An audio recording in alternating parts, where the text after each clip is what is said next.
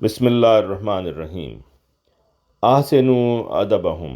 حضرت اقدس مسیح موعود علیہ السلام ترقی کرنے کے گر بیان کرتے ہوئے فرماتے ہیں، لوگ چاہتے ہیں کہ ترقی ہو مگر وہ نہیں جانتے کہ ترقی کس طرح ہوا کرتی ہے۔ دنیا داروں نے تو یہی سمجھ لیا ہے کہ یورپ کی تقلید سے ترقی ہوگی، مگر میں کہتا ہوں کہ ترقی ہمیشہ راست بازی سے ہوا کرتی ہے۔ اس کے لیے اللہ تعالیٰ نے نمونہ رکھا ہوا ہے۔ حضرت صلی اللہ علیہ وسلم اور آپ صلی اللہ علیہ وسلم کی جماعت کا نمونہ دیکھو۔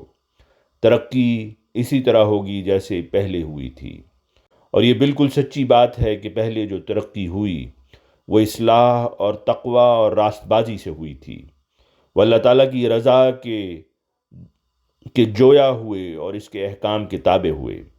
اب بھی جب ترقی ہوگی اسی طرح ہوگی۔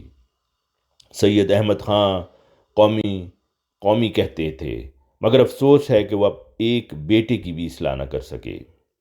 اس سے ثابت ہوتا ہے کہ دعویٰ کرنا اور چیز ہے اور اس دعویٰ کی صداقت کو دکھانا اور بات۔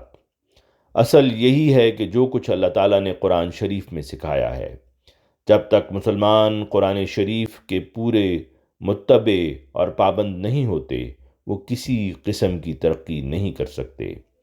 جس قدر وہ قرآن شریف سے دور جا رہے ہیں، اسی قدر وہ ترقی کے مدارج اور راہوں سے دور جا رہے ہیں۔